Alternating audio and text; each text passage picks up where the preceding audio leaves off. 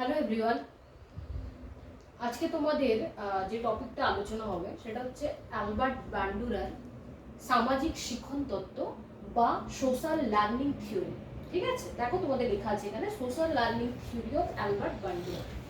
তোমরা এই যে থিওরিটা দেওয়া আছে সোশ্যাল লার্নিং থিওরি, তো অনেক বইতে তোমাদের অনেক ডিটেলসে অনেক ভাবে দেওয়া আছে, কিন্তু আমরা দেখি যখন আমরা কোনো রকম কম্পিটিটিভ এক্সামের জন্য এক্সাম দিই বা বিভিন্ন টেট পরীক্ষা দিয়ে থাকি, বিভিন্ন স্টেট এক্সাম বা বিভিন্ন সেন্ট্রাল টেটের ক্ষেত্রে কিন্তু মূল মূল যে সমস্ত জায়গাগুলো থেকে প্রশ্ন আসে যে বা বেসিক যে তোমাদের থিওরিটার যে মেন পয়েন্ট, সেইগুলো আজকে আমরা একটু আলোচনা করব খুব ইজি ভাবে, যাতে তোমরা পুরো এই যে থিওরিটা আছে ভালো করে বুঝতে পারো।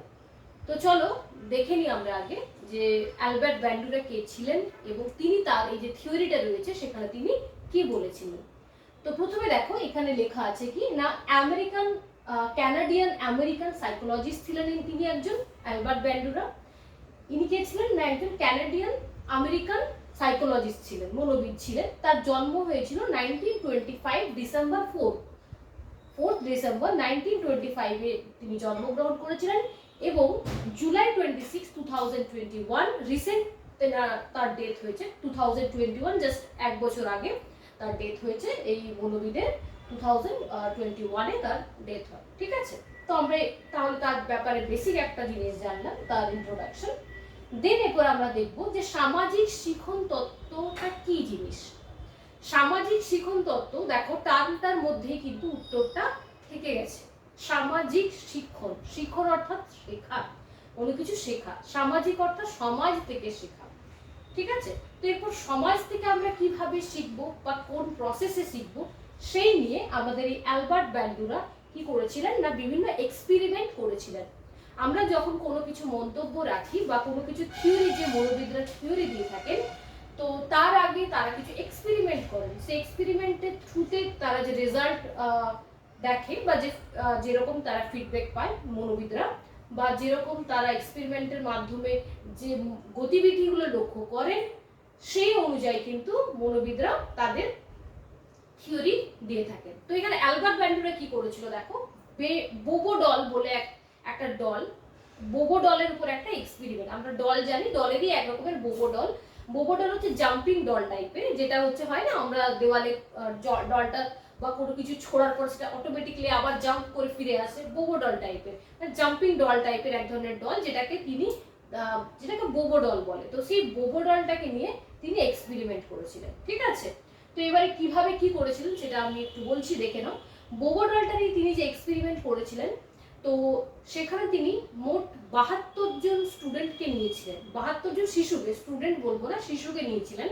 72%, ঠিক আছে, 72, দেখে নাও কি বলছি, 72%কে নিয়েছিলেন। তার মধ্যে হাফ হাফ 36 and 36 ছিল, 36 ছিল বয় and 36 ছিল গার্ল, 36 গার্ল। ঠিক আছে, তো এদেরকে নিয়ে তিনি একটা এক্সপেরিমেন্ট করেছিলেন। এক্সপেরিমেন্টটা কি রকম ছিল না, তিনি এই 26 বয় আর 36 বয় আর 36 গার্লসকে নিয়ে তিনি কি করেছিলেন না, তিনি তিনটে গ্রুপে ডিভিশন করেছিলেন। এই বয়েজ গ্রুপকে 72কে 24 24 24 এ তিনি ডিভিশন করেছিলেন। ঠিক আছে, কি করেছিলেন, 24 প্লাস 24 প্লাস 24, তিনটে ডিভিশনে, তিনটে রুমের মধ্যে তাদেরকে ডিভিশন করেছিলেন এবং তাদেরকে টেলিভিশনের মাধ্যমে এক ধরনের শো দেখিয়েছিলেন, যেখানে দেখা যায় এই যে বোবো ডল আছে, দেখা যায় একটা শোতে দেখা যাচ্ছে যে বোবো ডলের সাথে যে ক্যারেক্টারগুলো রয়েছে তারা বোবো ডলটাকে খুব কি করছে, বোবো ডলের সাথে বিভিন্ন রকম তাকে আঘাত করছে বা তার সাথে কোনো রকম খেলা করছে বা মারছে বা ফেলছে, তাকে ডিস্ট্রয় করার চেষ্টা করছে, এরকম হাত ভেঙে দিচ্ছে, বোবো ডলের হাত মুচকে দিচ্ছে, এরকম টাইপের অ্যাক্টিভিটি করছে একজন মানুষ। একটা 24% বা 24 স্টুডেন্টস এটা দেখছে। এটা তাদের এজ গ্রুপ ছিল 3 to 7 ইয়ার্সের ছেলে মেয়ে ছিল তারা। ঠিক আছে, 3 to 7 ইয়ার্সের ছেলে মেয়ে ছিল এই তিনটে গ্রুপের মধ্যে। এবং সেকেন্ড রুমে যেখানে আরো 24 জনকে রাখা হয়েছিল, 24 জনকে, সেখানেও কি দেখা যায়, সেখানে দেখা যায় যে বোবো ডল এবং হ্যাঁ, যেখানে যে অ্যাক্টিভিটিটা হচ্ছিল তোমাদের ওই যে ডিস্ট্রাকটিভ অ্যাক্টিভিটিটা যে একটা রুমে 24 জনকে নিয়ে, সেখানে দেখা যায় তাদেরকে ওই রকম অ্যাক্টিভিটি করার জন্য তাদেরকে রিওয়ার্ড দেওয়া হচ্ছে, মানে কোনো গিফট দেওয়া হচ্ছে বা তাদেরকে মোটিভেট করা হচ্ছে, রিওয়ার্ড দেওয়া হচ্ছে, পুরস্কৃত করা হচ্ছে। সেকেন্ড রুমে দেখা যাচ্ছে যে বোবোডলকে দিয়ে সেরকম কোনো অ্যাক্টিভিটি করলে তাদেরকে পানিশমেন্ট দেওয়া হচ্ছে, ঠিক আছে। নেক্সট রুমও ওই দেখা যায় এই ধরনের কিছু অ্যাক্টিভিটি দেখা যায় না, এবং সেখানে নিউট্রাল একটা ভিডিও থাকে। নিউট্রাল মানে সেখানে জাস্ট খেলা করছে, মানে জাস্ট নিউট্রাল একটা ভিডিও দেখা যায়। তো এইরকম তিনি একটা এক্সপেরিমেন্ট করার পরে যে তিনি 3টে গ্রুপে যে ভাগ করেছিলেন 24, 24, 24, তাদের কিন্তু হিউজ একটা যে প্রতিক্রিয়া কিন্তু আলাদা রকম দেখা যায় যে ধরনের ডিস্ট্রাকটিভ মূলক ভিডিও দেখার ফলে যে বোবোডলের সাথে ওরকম করছে, তারাও কিন্তু দেখা যায় অনেক সময় বোবোডলের হাত মোচকে দিচ্ছে। কোনো তাদের কাছে ডল আছে, তাদের কাছে ফার্স্ট টাইম দেখছে ওই ডলটা মেবি, কিন্তু তারা দেখাচ্ছে হঠাৎ করে কোনোভাবে হয়তো হাত মোচকে দিচ্ছে বা অন্য কিছু কাজ করছে। তো এটা একটা হঠাৎ অন্যরকম একটা যে এরকম কেন তাদের অ্যাক্টিভিটি। তো এটার কি রিজন উনি দেখান যে তারা যেহেতু ভিডিওতে ওইরকম দেখেছিল আর কি বাচ্চারা, তো তারা দেখে যে এটা রিওয়ার্ড পাওয়া যায়, অর্থাৎ এখানে কোনো রকম পানিশমেন্টের কিছু নেই, তো সেটাতে তারা মোটিভেট হয়ে যায়, তো তারা অটোমেটিকলি ওটা শিখে নেয়। সেকেন্ড জন্য কি হয় তাই দেখা যায় যে তারা ওটাতে পানিশমেন্ট পায়, তাই অটোমেটিকলি তারা ওটার থেকে করে না, যে না জানে যে এটা যদি বোবোডালের যদি হাত মচকানো হয় বা হয়তো চুল নিয়ে টানাটানি করা হয়, কিছু করা হয়, তখন এটা করার ফলে কিন্তু পানিশমেন্ট পাওয়া যেতে পারে। তো তারা কিছু কিন্তু পানিশমেন্টের ভয় কিন্তু ওই ধরনের লার্নিংটা থেকে শেখেনি। লাস্ট যেটা আরেকটা দেখা যায় সেখানে তারা নিউট্রাল কোনো রকম অ্যাক্টিভিটি তাদের দেখা যায়নি। তো এর মাধ্যমে আমাদের যে অ্যালবার্ট ব্যান্ডুরা কি বলতে চাইলেন যে শিশুরা মূলত কি হয় না কোনো কিছু দেখে শেখে, ঠিক আছে, সমাজ থেকে কোনো কিছু দেখে শেখে, অবজার্ভ করে শেখে। তাই তার এই যে তত্ত্বটাকে বা থিওরিটাকে দেখো বলা হয়েছে অবজারভেশন লার্নিং থিওরি। তো তোমাদের এখানে যদি সোশ্যাল লার্নিং থিওরির বদলে যদি এখানে অবজারভেশন লার্নিং থিওরি অর্থাৎ সোসাইটির থেকে দেখে যখন শেখাটাকে বলা হয়, তো অবজারভেশন লার্নিং থিওরিও বলা হয়। আবার এটাকে দেখো তাহলে একটা কি বলা হচ্ছে অবজারভেশন লার্নিং থিওরি, ঠিক আছে। নেক্সট দেখো এটাকে মডেলিং থিওরিও বলা যেতে পারে। মডেলিং থিওরি কেন, যে এখানে দেখা যায় যে যে অ্যাক্টিভিটিগুলো দেখছিল যে একজন বোবোডলের সাথে বিভিন্ন রকম কাজ করছে, কেউ হয়তো ডিস্ট্রাক্ট করছে, কেউ হয়তো কিছু করছে, তো তাকে তারা রোল মডেল হিসেবে দেখেই কিন্তু কপি করার চেষ্টা করেছে, তাই এটাকে মডেলিং থিওরিও বলা হয়ে থাকে। যেমন আমরা জানি অনেক রকমের আমরা টিভি শো দেখি, বিভিন্ন অ্যাক্ট্রেস থাকে যাদের কিছু জন থাকে যাদেরকে আমরা খুব রোল মডেল মনে করি, তো তাদের দেখে আমরা কিন্তু আমাদের সাজ পোশাক পরিচ্ছদ বা হেয়ার স্টাইল বা অনেক কিছু কিন্তু তাদের মতন করে থাকি। যেমন একটা মুভি বেরিয়েছিল সলমান খানের তেরে নাম, তো দেখা যায় ওই মুভিটার পরে অনেক ছেলের হেয়ার স্টাইল কিন্তু ওই তেরে নামে সলমান খানের মতন কিন্তু করতে থাকে। আবার আরেকটা শো ছিল যেটা শক্তিমান, যে শক্তিমান শোটা দেখার ফলে কি হয় অনেক সময় অনেক ছেলে মেয়ে কিন্তু ওই শক্তিমানের মতো রোল করে যে বিল্ডিং থেকে লাফ মারা, ওটা কিন্তু করতে গিয়ে অনেকে কিন্তু আহত হয়েছিল। তাই কিছু পরে দেখা যায় যে ওই যে শোটা শক্তিমানের শোটা কি হয় না তার নিচে লেখা থাকতো যে এটা কাল্পনিক, এটার সাথে কোনো বাস্তবের কোনো মিল নেই, কেন কি অলরেডি কিন্তু ওই শক্তিমান দেখার ফলে অনেক ছেলে মেয়ে কিন্তু আহত হয়েছিল আর ওই রকম অ্যাক্টিভিটি করতে চেষ্টা করেছিল। তাহলে ওটা ছিল অবজারভেশন লার্নিং, এবং যে শক্তিমান ছিল তাদের কাছে ছিল মডেল, রোল মডেল, তারা তাকে ফলো করত। তাই এই থিওরিটাকে অবজারভেশনের মাধ্যমে শেখা থিওরিটাকে আমরা মডেলিং থিওরিও বলতে পারি। এরপর প্রশ্ন আসে যে আমরা কি সবাইকেই ফলো করি বা সবাইকে কি অবজার্ভ করি? অবশ্যই করি না। তো তাদের মধ্যে থেকে দেখো একটা জিনিস আমার এখানে লেখা আছে যে মডেল যে দেখে শেখে কোন কোন জিনিসগুলো থাকে যেগুলো দেখে আমরা বেশি অ্যাট্রাক্টিভ হই। অটোমেটিক্যালি দেখো এটা জানতে হবে আমাদের যে প্রথমে হচ্ছে আমরা কোন কোন জিনিসগুলো দেখে শিখি, যদি আমরা তার মধ্যে লাইকিং থাকে বা আমাদের যদি তাকে পছন্দ করি, ঠিক আছে, যদি পছন্দ করি কোনো জিনিসটাকে, হয়তো কাউকে আমাদের পছন্দ করি তখন আমরা তাকে মডেল হিসেবে দেখি। বা অনেক সময় দেখা যায় আমাদের হয়তো কোনো রকম তাদের সাথে এজ গ্রুপের বা সেক্স বা জেন্ডার বা সাথে ম্যাচ রয়েছে, তখন আমরা তাদের সাথে বা মেন্টালিটি সিমিলারিটি রয়েছে তখন আমরা ম্যাচ করি, তাকে কপি করার চেষ্টা করি। আবার অনেক জ্ঞানের জন্য বা ইন্টারেস্টের জন্য তখন আমরা তাকে কপি করার চেষ্টা করি অ্যাজ আ রোল মডেল হিসেবে তাকে দেখে, ঠিক আছে। তো চলো এরপর দেখো এখানে আরেকটা লেখা আছে, it is a bridge gap between cognitive and behaviour. এরপরে আসছি কগনিটিভ অ্যান্ড বিহেভিয়ার থিওরি। তো এখানে কগনিশন মানে বা কগনিটিভ হচ্ছে জ্ঞানমূলক, আর বিহেভিয়ার মানে হচ্ছে ব্যবহারমূলক, ঠিক আছে। তো প্রথমে এটাকে বিহেভিয়ারের যে থিওরির মধ্যে কিন্তু আমাদের অ্যালবার্ট ব্যান্ডুরা কে ধরা হতো। তিনি বিহেভিয়ার বা তিনি ব্যবহারবাদী হিসেবে, তিনি ব্যবহার হিসেবে বাদী হিসেবে তিনি পরিচিত ছিলেন, এবং তিনি পরবর্তীকালে তার থিওরিটিকে কগনিটিভ হিসেবেও দেখেছিলেন। তার জন্য এটাকে আমরা এই ধরনের থিওরি, এই প্রশ্নটা কিন্তু অনেক সময় তোমাদের সেন্ট্রাল টেটের বা বিভিন্ন রকমের কম্পিটিটিভ টেটগুলোতে কিন্তু এসে থাকে যে এটা কি ধরনের, cognitive or behavioural theory or the gap, the is a bridge gap between the cognitive and behavioural theory. তো সেটা তোমরা এই পয়েন্টটা একটু লিখে রাখবে তোমরা, বা দেখে রাখো ভালোভাবে। তাহলে আমরা বুঝতে পারলাম যে অ্যালবার্ট ব্যান্ডুরার মূল থিওরি হচ্ছে সোশ্যাল লার্নিং থিওরি, সমাজ থেকে দেখে শেখা, কাউকে অবজার্ভ করে শেখা, বা কারোকে ইমিটেট করে শেখা। ইমিটেট মানে কি? ইমিটেট মানে নকল করে শেখা, ঠিক আছে, বা মডেলিং, বা কাউকে অ্যাজ এ রোল মডেল হিসেবে দেখে তার থেকে আমরা শেখা। আর কি দেখলাম যে তিনি বোগোডলের উপর এক্সপেরিমেন্ট করে তিনি তার এই থিওরিটা দিয়েছিলেন। বোগোডলের ক্ষেত্রে 72 জন স্টুডেন্টস নিয়েছিলেন, এজ গ্যাপ ছিল 3 to 7 ইয়ার্স ওল্ড। তিনি তাকে 3টি এজ গ্রুপে বিভক্ত করেছিলেন এবং তিনি তার থিওরিটা দিয়েছিলেন। এরপর দেখো তিনি আরেকটি কথা বলেছিলেন, এটা হয়ে গেছে, এটা আমাদের হয়ে গেছে বোগোডল। ওকে, চলো এরপর দেখি আমরা যে এরপর তিনি আরেকটা কিছু কথা বলেছিলেন। এই টার্মটা দেখো ভিকারিয়াস। ভিকারিয়াস টার্মটা কিন্তু খুব ইম্পর্টেন্ট অ্যালবার্ট ব্যান্ডুরার। ওকে, ভিকারিয়াস অর্থ কি না ইমিটেশন করে শেখা বা দেখে শেখা, ঠিক আছে, বা আমরা এটাকে ভিকারিয়াস মানে দেখে শেখা বলতে পারি। দেখে শেখা এই টার্মটা তোমরা মনে রেখো, কেন কি এটা আমাদের অ্যালবার্ট ব্যান্ডুরার একটা থিওরির অংশ ভিকারিয়াস। তো ভিকারিয়াস কি? যে দেখে শেখা। তো এখান থেকে দেখে শেখাটাই যেটাকে বললেন ইমিটেশন করে শেখা বা অবজার্ভ করে শেখা, তো এই টার্মটাও তিনি ইউজ করেছিলেন যে ভিকারিয়াস করে শেখা। ভিকারিয়াসকে দেখো 3টে ভাগে ভাগ করা হয়েছে, একটা হচ্ছে পানিশমেন্ট, একটা হচ্ছে রিইনফোর্সমেন্ট, একটা হচ্ছে লার্নিং। পানিশমেন্ট কি? পানিশমেন্ট মানে শাস্তি দেওয়া। রিইনফোর্সমেন্ট মানে তাকে নতুন করে ফোর্স করা, সেটাকে বলা হচ্ছে রিইনফোর্সমেন্ট।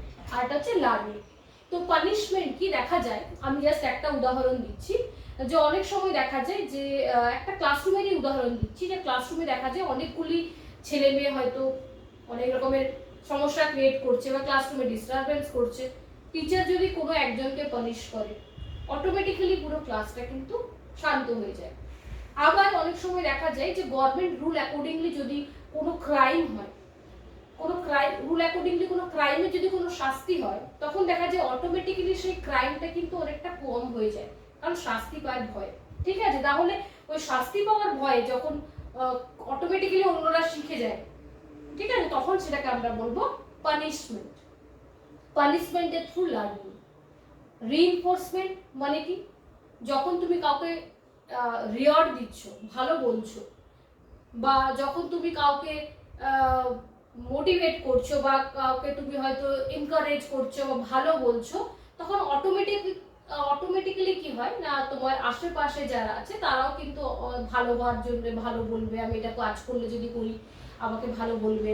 বা স্কুলের ক্ষেত্রেও দেখা যায় যে শিশুরা কি হয় না, যখন যদি কোনো তোমরা দেখো যে হয়তো কোনো স্টুডেন্টকে কোনো একটা ভালো কিছু কাজ করেছে, হয়তো টিচার তাকে অ্যাপ্রিসিয়েট করছে যে বাহ খুব ভালো কাজ করেছে, তখনই অটোমেটিক্যালি কি দেখা যায় যে বাকি যারা থাকে, ধরো বাকি যারা স্টুডেন্টস থাকে, তারাও টিচারকে ইমপ্রেস করার জন্য যে আমাকেও ম্যাডাম ভালো বলবে, আমাকেও স্যার ভালো বলবে, যে চলো গুড বয় গুড গার্ল, খুব ভালো। স্টার হয় না স্কুলে, বিভিন্ন স্টার দেয়, 1 স্টার 2 স্টার 3 স্টার এরকম স্টার দেয়। তো এটা নিয়ে স্টুডেন্টসদের মধ্যে অনেক রকম কনভারসেশন হয় যে চলো আজকে আমি 1 স্টার পেয়েছি, কোনো স্টুডেন্ট বলে আজকে আমি 2 স্টার পেয়েছি, নেক্সট ডে আমাকে 3 স্টার পেতে হবে।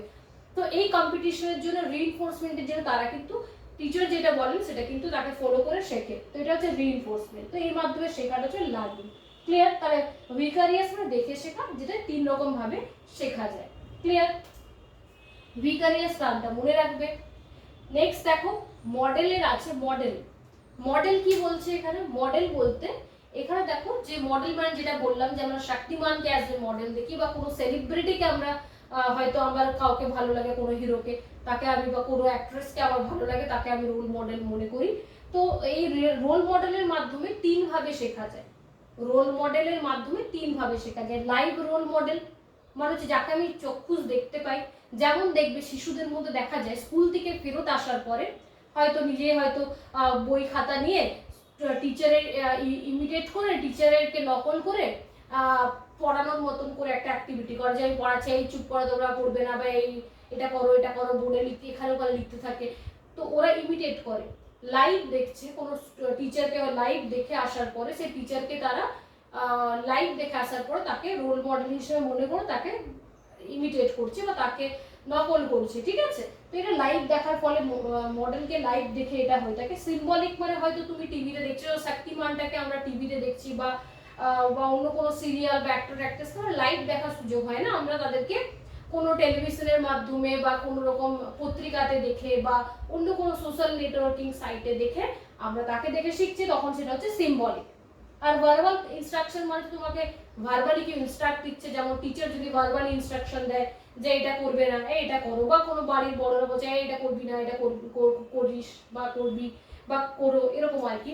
তো এটা হচ্ছে ভার্বাল ইনস্ট্রাকশন। তো তিনটে থ্রুতে মডেলের দেওয়া এই তিনটের মানে তিনভাবে মডেলের কাছ থেকে শেখা যায়, যে কাউকে দেখে লাইভ দেখে, কারো কাছ থেকে সিম্বলিক মানে কাউকে ইনডাইরেক্টলি দেখে, মানে হয়তো টেলিভিশনের থ্রুতে বা কিছু, সেগুলোকে সিম্বলিক বলা হয়। আর ভার্বাল, এখান থেকে কিন্তু কিছু প্রশ্ন এসেছে তোমাদের অলরেডি, সেই প্রশ্নগুলো তোমাদের আমি ডেসক্রিপশন বক্সে উইথ অ্যান্সার কিন্তু দিয়ে দেবো। আজকে পসিবল না, বাট নেক্সট ডে আমি তোমাদের ডেসক্রিপশন বক্সে এখনো পর্যন্ত এই ব্যান্ডুরার থেকে যত রকমের সাইকোলজিক্যাল প্রশ্ন আসে তোমাদের উইথ কোশ্চেন আমি ডেসক্রিপশন বক্সে দিয়ে দেবো, দেখে নেবো। তাহলে চলো আমরা এই সমস্তগুলো ব্যাপারগুলো বুঝতে পারলাম। এরপরে আমরা আরো একটা জিনিস বুঝবো, দেখে নাও।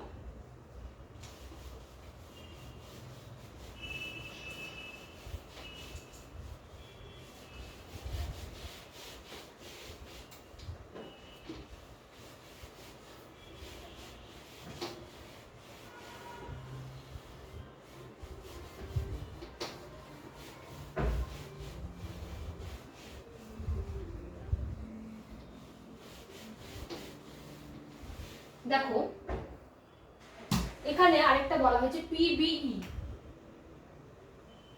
এটা তোমাদের এখনো বোঝানো হয়নি। তো এটা কি না, এখানে আমাদের অ্যালবার্ট ব্যান্ডুরা কি বলেছিলেন, যে এই তিন ভাবে কোনো শিশু শিখে থাকে। একটা হচ্ছে বিহেভিয়ারের থ্রুতে, ঠিক আছে, বিহেভিয়ারের থ্রুতে তিনি পিবিই তিনটে কম্পোনেন্টের কথা বলেছিলেন। পার্সোনাল ফ্যাক্টর থাকে শেখার ক্ষেত্রে, কিছু এনভায়রনমেন্টাল ফ্যাক্টর থাকে, আর কিছু বিহেভিয়ারাল ফ্যাক্টর থাকে, ঠিক আছে। ব্যবহারিক কিছু তার শিখবে কি শিখবে না বা কি তার ব্যবহারের উপরে কিন্তু থাকে, ব্যবহারিক থাকে, একটা হচ্ছে পার্সোনাল ফ্যাক্টর থাকে, আর এনভায়রনমেন্ট ফ্যাক্টর থাকে। এই তিনটে মনে রাখবে, এটা অ্যালবার্ট ব্যান্ডুরাদের পিবিই। একটা হচ্ছে personal, P for personal, B for behaviour, এই তিনটে এলিমেন্ট রয়েছে, আর ই ফর এনভায়রনমেন্টাল ফ্যাক্টরস। এই তিনটে ফ্যাক্টরসকে মনে রাখবে, এই তিনটি ফ্যাক্টরসের কথা তিনি অ্যালবার্ট ব্যান্ডুরা বলেছিলেন, ঠিক আছে। এরপর দেখো মডেলিং এর চারটে স্তর আছে, এটা তোমাদের একটু এক্সামে এসে থাকে, তো দেখে নাও।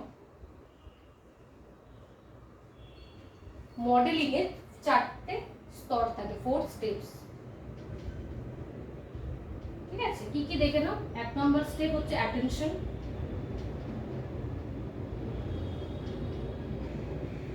2 নম্বর হচ্ছে রিটেনশন, অ্যাটেনশন মানে মনোযোগ দেওয়া,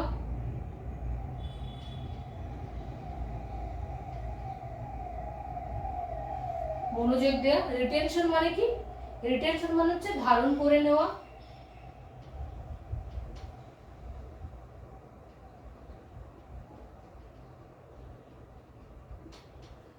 তিন নম্বর দেখো অ্যাটেনশন রিটেনশন, 3 নম্বরে কি আছে, 3 নম্বর হচ্ছে প্রোডাকশন,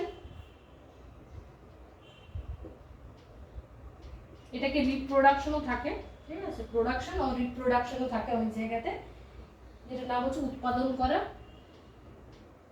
বাংলা হচ্ছে উৎপাদন করা। আর 4 নম্বর হচ্ছে তোমাদের কি না, তোমাদের মোটিভেশন বা রিইনফোর্সমেন্ট, মোটিভেশন আর রিইনফোর্সমেন্ট।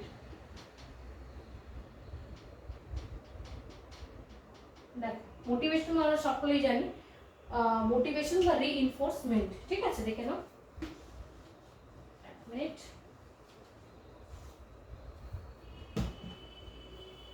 রিইনফোর্সমেন্ট।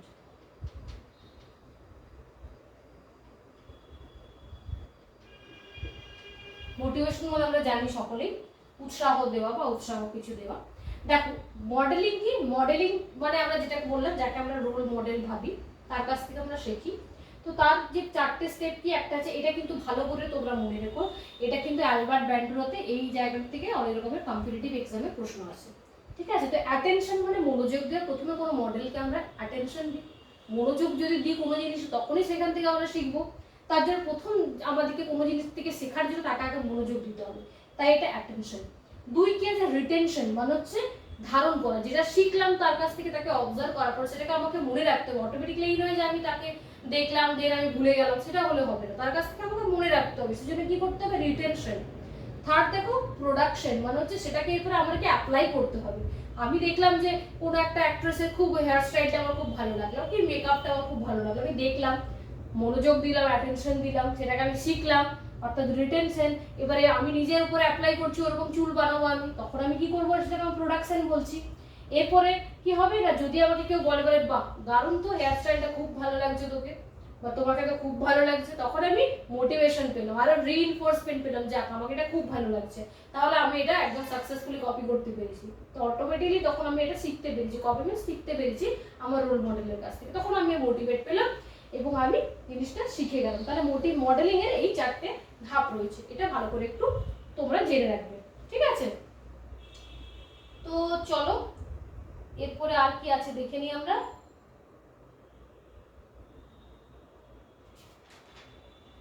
আচ্ছা চলো তাহলে আমরা আজকে কি কি পড়লাম সেগুলো একটু রিপিট করে নিই। আজকে আমরা পড়লাম সামাজিক শিখন তত্ত্ব। কোন জিনিসগুলো মনে রাখবে, দেখো যে কোশ্চেন অ্যান্সার গুলো আমি দেবো সেগুলো প্র্যাকটিস করলে তোমরা থিওরিটা আরো ক্লিয়ার হয়ে যাবে। মেনলি কোন জিনিসগুলো আমাদেরকে শিখতে হবে, যে সামাজিক শিখন তত্ত্ব দিয়েছিলেন অ্যালবার্ট ব্যান্ডুরা, যিনি ছিলেন একজন কানাডিয়ান আমেরিকান সাইকোলজিস্ট, এবং তার এই তত্ত্বটাকে তিনি কি নামে পরিচিত করেছিলেন, অবজারভেশন থিওরি, মডেলিং থিওরি। তিনি বোবোডলের উপরে এক্সপেরিমেন্ট করে তিনি তার এই থিওরিটা দিয়েছিলেন, এবং বোবোডলের থিওরিটা তিনি মোট 72% বা 72 জন শিশুকে নিয়ে করেছিলেন 3টি গ্রুপে বিভাজন করে। তখন তিনি পানিশমেন্ট, রিইনফোর্সমেন্ট, আর এটা হচ্ছে কি পানিশমেন্ট ছিল, পানিশমেন্ট দেওয়ার মাধ্যমে শিখিয়েছিলেন, আর একটা রিওয়ার্ডের মাধ্যমে একটা নিউট্রাল ছিল, ঠিক আছে। এরপরে কি না, এরপরে কি বোঝা যায় না, তার মাধ্যমে তিনি বলতে চেয়েছিলেন শিশুরা অবজারভেশন করে শেখে।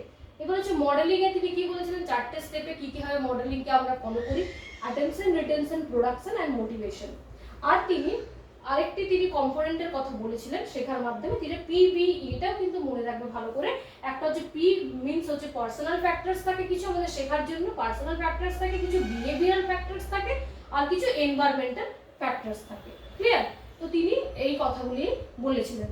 তো ঠিক আছে, তোমাদের আজকের যদি থিওরিটা তোমাদের কোনো রকম বুঝতে সমস্যা হয় তোমরা আমাকে অবশ্যই কমেন্ট বক্সে কমেন্ট করো, আর নেক্সট ক্লাসে কোনো একটা নেক্সট টপিক নিয়ে আলোচনা হবে, দেখতে থাকো তোমরা। আর অবশ্যই ডেসক্রিপশন বক্সে 1-2 দিনের মধ্যে তোমরা ডিটেলসের অ্যালবার্ট ব্যান্ডুরার সমস্ত প্রশ্ন উত্তর পেয়ে যাবে। আজকের মতন এখানেই, নেক্সট ক্লাসে নেক্সট কোনো টপিকে আলোচনা হবে।